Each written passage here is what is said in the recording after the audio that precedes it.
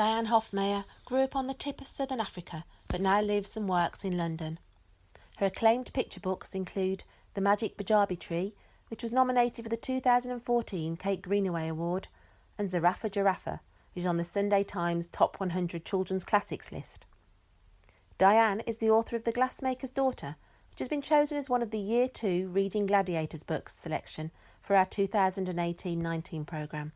And she recently met with Nikki Gamble to discuss this book and her other work. What I'd like to know, first of all, is where the seeds for this book came from. I understand that it's been one that took a little while to give birth to, from its beginnings to its final production. Yes, in fact, I was still living in South Africa when I had the idea for the story, and I picked it up from a magazine on Venice, one of these travel magazines, and the whole article seemed to talk about this amazing city that was reflected in the water, and I kept on visualizing the city even though I hadn't been there, and the idea of these islands, and I sort of had a feeling of storks maybe on nests.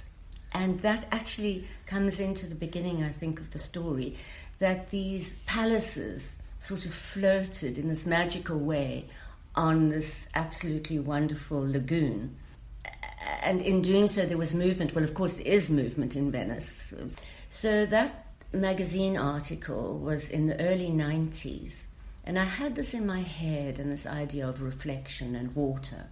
And then when I moved to the UK, one of the first exhibitions I saw here was at the National Gallery, and it was called Mirror Image. And suddenly, in the middle of going to that exhibition, I thought, this is the key. We have to talk about mirrors. After all, Venice is the center of glassmaking, and mirrors were something that happened along the lines of, it was another development of glassmaking. So the idea of water reflecting, the lagoon reflecting, the palaces reflecting in the water, and the idea of a mirror reflecting, I just suddenly found I had to write about something to do with the mirror itself. Mm. And the story that emerged from that has many of the tropes from traditional tales, the girl that cannot laugh and has to be made to laugh. Did you base it on a traditional story, or is that just something that emerged from your storytelling? No, I think it's based on me. I was Really? an awfully sulky teenager. My sisters were much older than I was, and I grew up almost alone, and my parents both worked. So I used to go for long walks, and it was in a little fishing village. And I used to walk up to the harbour and lie on the harbour stones and look out at the sea and moodily pick up seaweed. And I really was a sulky child. I just didn't find myself easily. And I think that what I'm trying to reflect here in this girl is that change when you're going through puberty and you're not one thing or the other. And she's obviously in the book, there's no reference to her mother. So there's no one to guide her. She just has this father who loves her desperately. So it was this moodiness that some children have, and they don't know why they're feeling as they're feeling. And the lightheartedness sort of goes out of them, even though she was surrounded by this amazing beauty. Mm-hmm. And the interesting thing is, someone said to me, hang on, she was seeing her reflection in the lagoon when she was lying languidly on the quay. Or on the stones looking down at the water. But that's different. It's a moving reflection. So the idea of her seeing herself static in the glass mirror was something more powerful. Mm-hmm. So she hadn't picked up from just moodily staring at the canal that she had this ugly expression on her face. Mm. I have to say for the listeners that nobody could imagine you as a sulky child. It's awful. I actually wouldn't walk on the same side as the street as my parents. Awful, absolutely. Because I have such a loving granddaughter now. I can't imagine, that I could have been such a terrible teenager. Yeah. So there are these two things. There's the magic of Venice and the glassmaking, and there's your own experience of being a sulky teenager. But these two things magically come together in a story. And a story has to have a plot. As you say, it has to have an arc. So can you tell us how that part came together?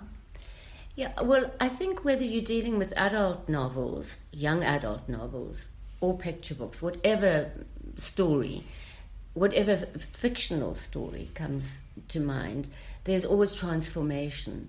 So the story goes in an arc where there's this facade of the character, and as a writer you might not necessarily analyse that all at the beginning. It comes to you as you're writing the story, but you have this facade. In this case, here's this girl who's miserable.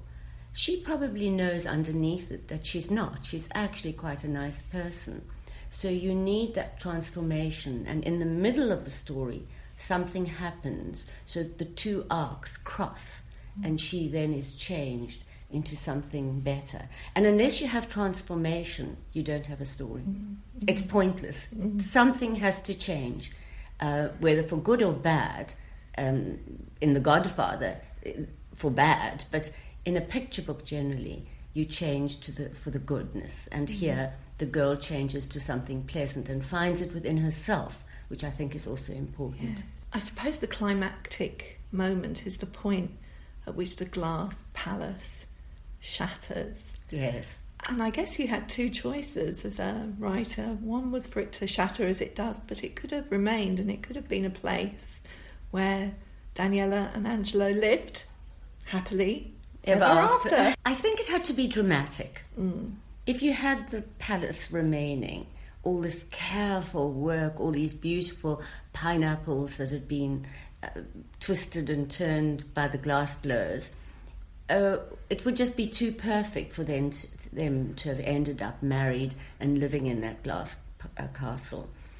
And also I wanted to have the idea that the glassmaking industry was such a creative industry, and that father could have actually produced another castle further down the line, or another palace further down the line if he'd wanted to. It was within his power. But the idea of this dramatic glass going everywhere into smithereens, I think it's quite a shock in the book. And certainly Jane has portrayed it in that way, these shards of glass, and everyone turns to it and says, oh my gosh, you know.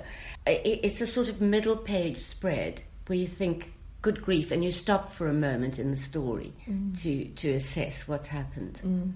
It takes you by surprise, perhaps. Yeah. And I guess thinking about it a little bit more, maybe it's better that what they end up with is something out of their own endeavours rather than something that's just been created for them. It's that notion, because they're on their own at the end, aren't they? And it's a much gentler...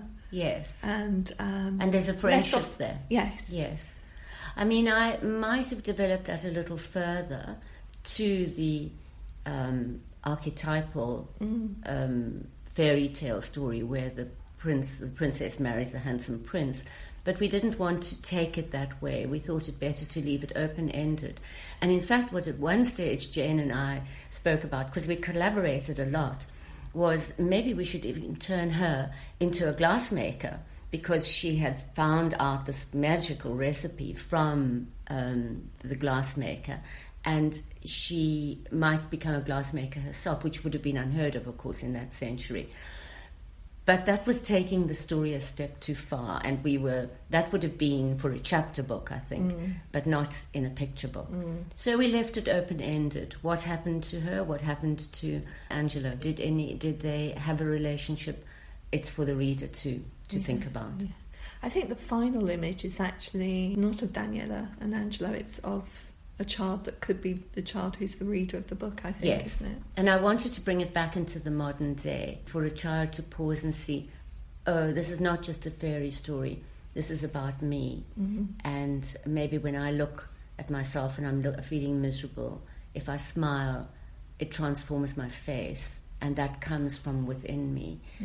And I think Jane was quite clever with that modern child. You get that feeling, this is not the fairy story anymore. This is for someone to think about and to believe that they can get out of moodiness and can transform themselves. You've mentioned several times actually your conversations with Jane. I think that's quite unusual amongst picture book writers and illustrators, the extent of your collaboration on this book. What sort of things emerged out of being able to work so closely with somebody?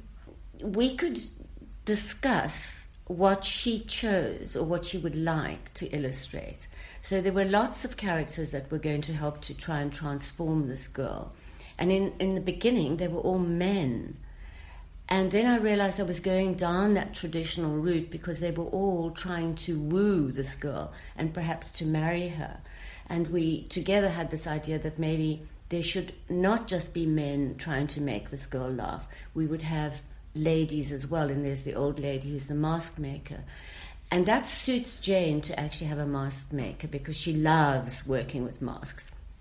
And it suited the story too, because again there's this idea of hiding yourself.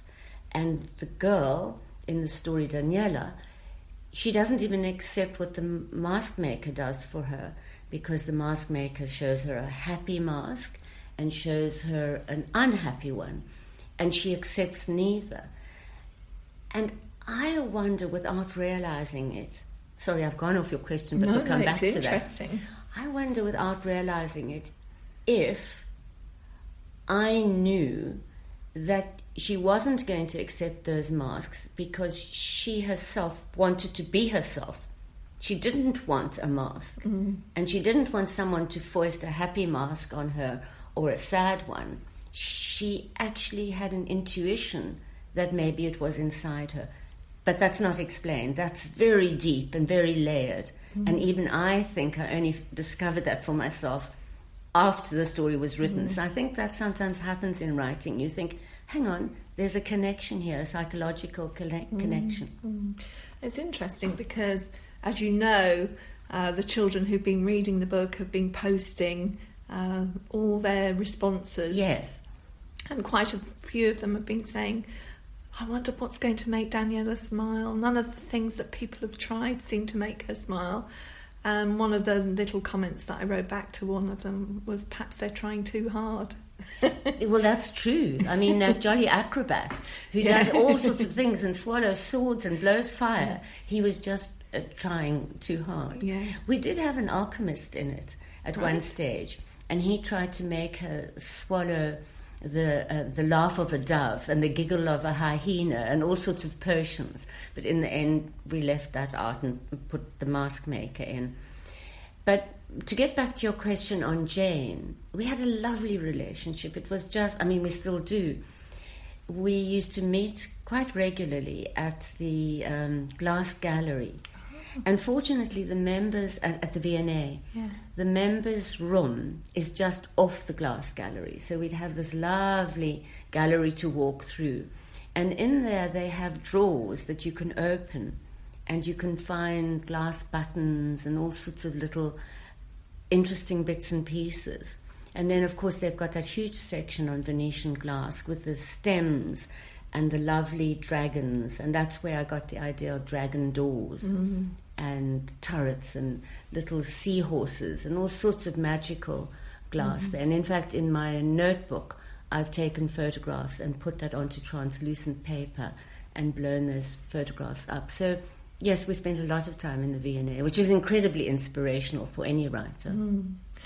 I want to turn to your language, actually, for a moment. And if we can just have a little look at the beginning of the book, because your language is very visual, I think, and very beautiful as well. It's one of the reasons that we chose the book, was the quality of the storytelling, the quality of the language.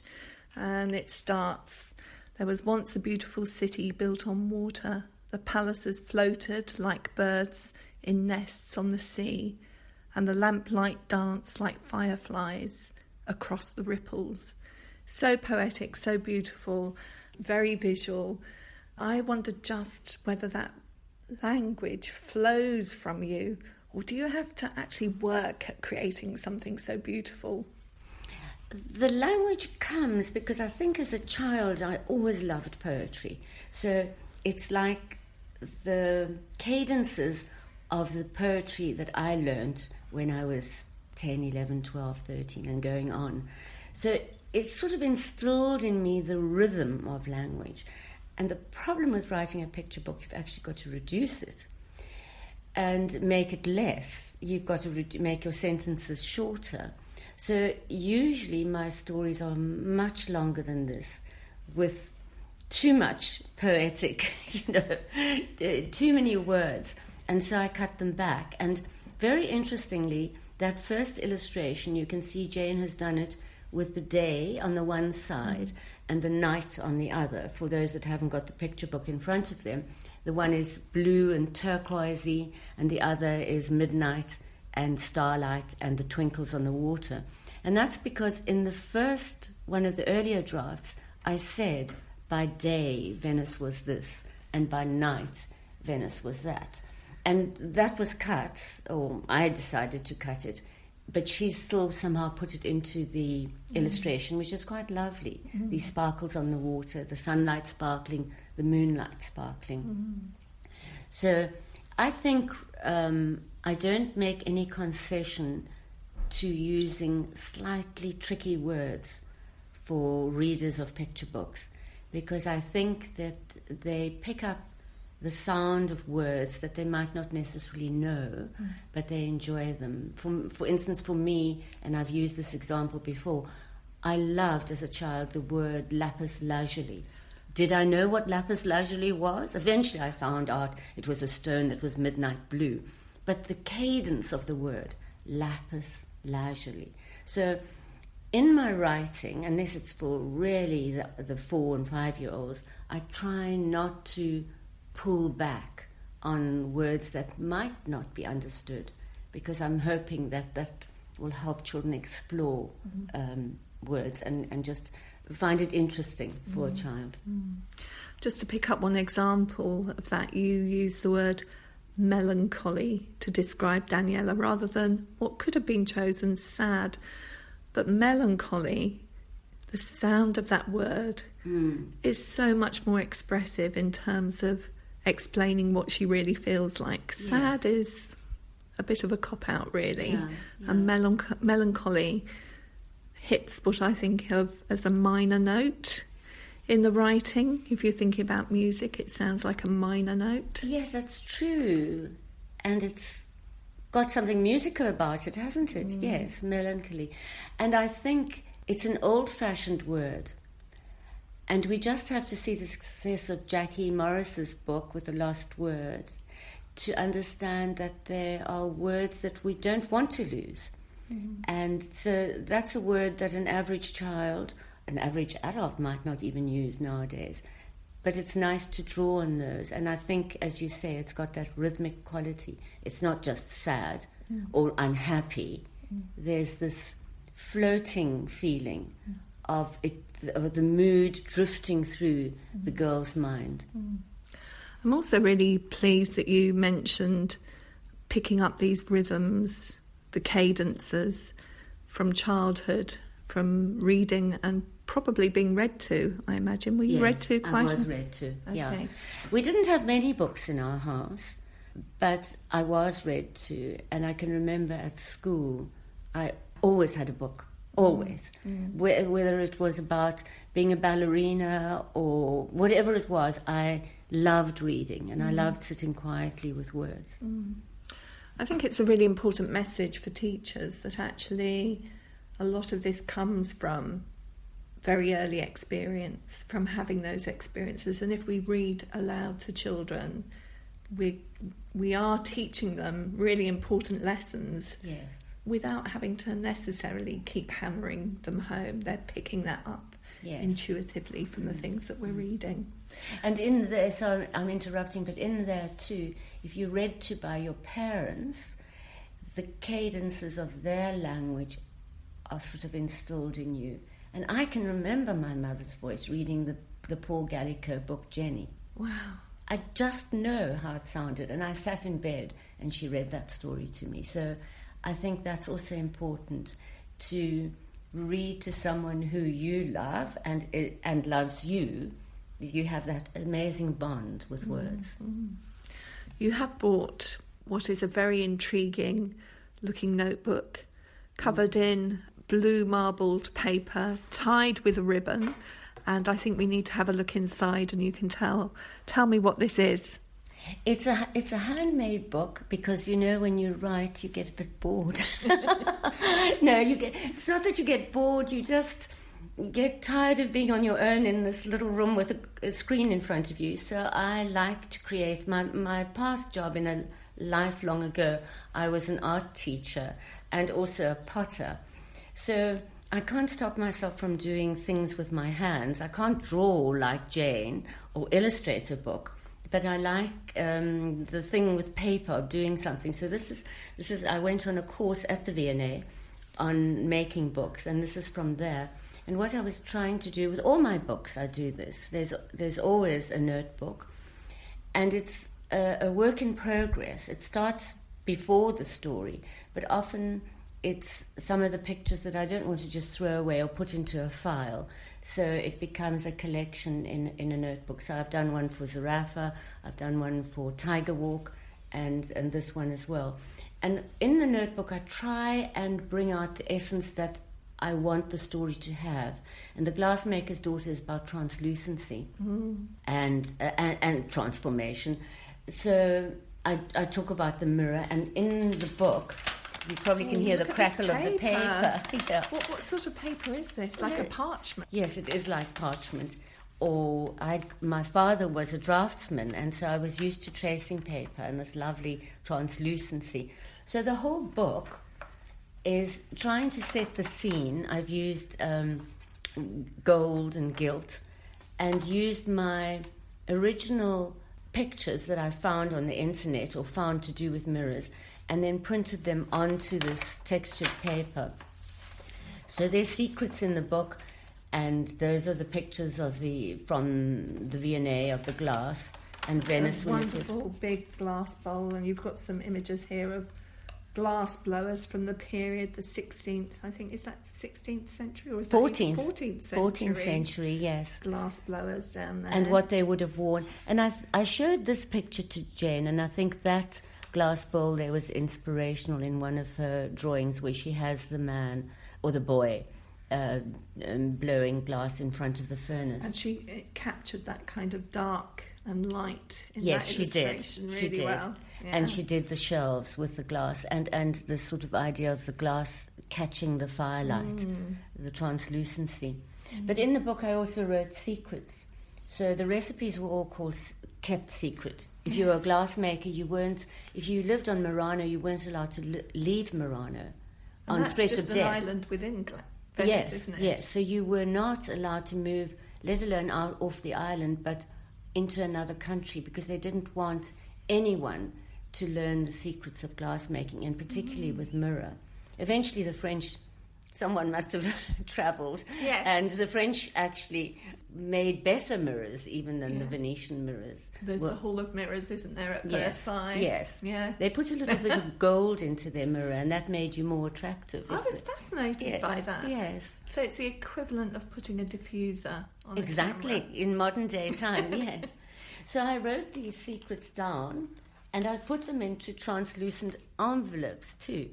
Now, I'm not sure who this book is for. I think it's just for me. I think so. It's gorgeous. Yeah, I certainly didn't show it to Jane, except for the picture of the glassmaker, because I don't think you want to ever, as a writer, stifle an artist or an illustrator's creativity. So it's pointless me saying, this is how I see it, or this is how I want it done. You want... Because her combination of her illustrations and my story makes a more powerful book, I think. Yeah. So you certainly are not going to stifle, or I didn't want to stifle anything there. So it's my secret book. The glass has a wonderful quality to it, doesn't it? That old Venetian glass. Yes, it does. It does. It's a bit milky, isn't it? Yes, and that was a secret too. They actually added things to make it milkier. In the later on, we talk about the masks and the idea of the bird's nest. So I sort of created that in this idea that it's reflection. The glass is reflection, but it's also deception. But yeah, they learned to put different oxides into the glass to produce different results, and different workshops were specialists in something. With mirror, obviously mirror's been around forever since, well, not mirror as we know it, but the Egyptians even looked in mirror, but that was polished metal. But glass was the thing that gave the depth to mirror. Right. And the mirror was, they learned to foil the glass. The glass itself was blown as a cylinder, and then while it was still hot, it was cut and laid flat. And on that flat surface, they painted mercury, in fact, and tin with a hare's paw. And so it was very gently done, and they made special resins so that mixed into the mercury. And then that would have been the back of the mirror. And it wouldn't have been as clear as our mirror is today. It would have had that foxed look, which would have actually made it even more dramatic, I think, to see your face in that sort of slightly murky mirror. It is beautiful. Angelo has an incantation, really, when he's making his glass, yes, he does. Which is flax beautiful. and fire. I can't remember it offhand. Oh, here it is. Flax and fire, mercury and tin, foiled and finished and polished thin. I don't know where I got that from. Might have just come miraculously one day when I was thinking of what you used, and the tin and the thin rhymed, and I felt that you should have this incantation to make it more magical. It's a beautiful book, Dianne. It's a beautiful notebook. I see that there are some inspirational quotations. There's one at the beginning from Leonardo da Vinci. Yes. So you collect words as well as images along the way. Yes. And The Glassmaker's Daughter has given so much pleasure to the children and teachers who've been reading this. I'm so glad. I think there's lots for a teacher to do, and when you, the writer, and you're going into a classroom, you only have an hour or 45 minutes, whereas a teacher can encompass the story and do it on so many better levels, and also they know their children, so they know the capabilities and what to present to a child, and how the whole landscape of Venice, the whole classroom can become a landscape of Venice. And I think there are really exciting ideas to develop the book, which as illustrators and writers, we don't have the time when we go into a classroom and do a quick workshop. You did bring something with you, which I can see over here, which is sort of landscape. I wonder if you could say a little bit about this, because I think this would be useful for teachers too. When you carry big pieces of art from children, or from school to on the tube and all the rest, it's quite hard. They sort of, you could make a glass castle, but it's really hard to transport for parents to take home or whatever. So I try to think, how can you have a flat pack? And relating to Venice, I discovered that there was this wonderful paper that's called mirror paper, and you can order it online. And it just has this lovely reflective quality, and it's not too expensive. And to do decorative work on that, to create the castle, the palace, maybe not as beautiful a palace as Jane did, but from a child's point of view, what they would like to see in it, arches and glitter and these lovely plastic jewels that reflect. So the castle the palace, I should say, is quite nice to make. And then behind it you have the landscape of Venice, and that is also created out of collage. And this is where magazines come in incredibly useful, decorating magazines. I actually have been given a subscription to the Interior magazine, and that's, for me, huge inspiration, not just for textures, but even for some of my stories. So I have an idea for a story sometimes from a single picture of wallpaper in Interiors. So this is a collage. The background, it's made of 2 pieces of card, or a piece of card that folds, and it works basically on the principle of a pop-up card that you might buy at a card store. And they place the castle or the palace a little bit in front of the backdrop, and here we have the gondola a little bit in front of the palace, and it's put in such a way it's stuck with a tab at the back, so that closed it's flat and the tab pulls it up, so it's a real pop-up book. That's fabulous. And on a collage of water Yes. as well, Yes. which I can see which that is out of Condé Nast. Visit the Caribbean or visit whatever. You just tear oceans out of sort of magazines that have got. And if you give children a pile of magazines, it's less untidy than having paint everywhere in your classroom. It's easier to tidy up if you work in collage. So you just need a Pritt stick or a glue stick and paper. Fantastic. And a pair of scissors. So there we are. That's wonderful. Before we finish, Di, I wonder whether you could tell us about your most recent project, because having read The Glassmaker's Daughter, I'm sure many children would like to go on to discover your newest book as well. Yes, the one that's just finished is Tiger Walk. It's actually for slightly younger children in that the language is, the sentences are shorter, and it's also a story about transformation. It seems like most of my stories are.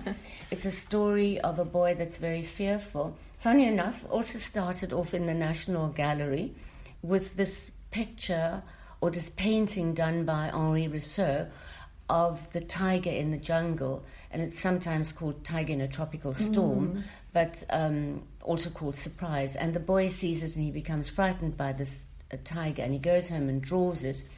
And this kind of story has been done before, but I just wanted this magical quality of the tiger popping out of the painting and coming into his life. And he's lying alone in the dark. And he's a fearful child.